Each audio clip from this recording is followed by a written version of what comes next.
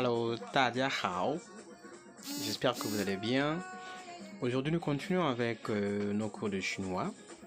Aujourd'hui, je vais vous apprendre encore une nouvelle expression qui va vous aider à améliorer votre chinois et parler librement partout où le chinois vous sera important. Prenez votre stylo, prenez votre place, prenez votre bloc-notes, écoutez attentivement. Mettez la pause, répétez après moi. Et si vous avez des questions au cours de la vidéo, vous pouvez me les poser dans l'espace commentaire. Je me ferai ce plaisir et ce devoir de vous répondre les minutes qui suivent. Aujourd'hui, je vous apprends le mot hua. Hua, qui veut dire la parole, le son. Autour de ce mot, on va ajouter d'autres mots qui vont encore nous donner des mots nouveaux ou des nouveaux mots, justement pour élargir notre vocabulaire. Mais avant de commencer, je tenais à vous rappeler que ça fait déjà une année que cette chaîne existe. Et si vous êtes toujours là, ça veut dire que cette langue vous intéresse. Pour réussir l'apprentissage de n'importe quelle langue étrangère, justement, il faut des stratégies. La première et la meilleure stratégie, je dirais, c'est avoir un objectif sur le long terme. C'est projeter dans l'avenir, imaginer les avantages, les opportunités qui seront les vôtres si et seulement si vous parlez cette langue. Créer l'environnement qui va vous permettre de pratiquer. N'ayez jamais honte de faire les erreurs. Dès que l'occasion se présente à vous, pratiquez. Et ce que je vous enseigne ici, cherchez vous-même les opportunités pour mettre en pratique. Je vous donne les mots, mais allez consulter les dictionnaires, faites des phrases avec les mots que je vous enseigne. C'est en ce sens que vous allez évoluer. Ceci dit, on peut commencer la vidéo. Le premier mot que nous allons apprendre aujourd'hui, c'est Dianhua. Dianhua, qui veut dire le téléphone. Téléphonant à quelqu'un, on va dire Ta Dianhua. Ta Dianhua. Je vous avais dit que Dian veut dire électricité électronique et Hua c'est la parole.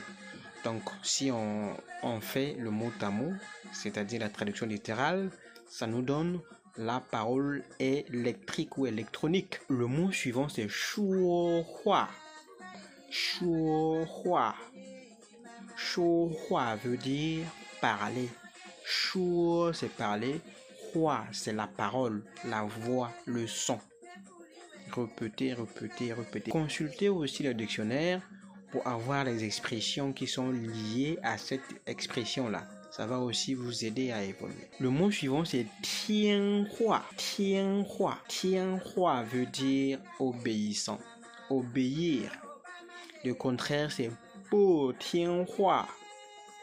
Po tianhua. Le mot suivant, c'est huati.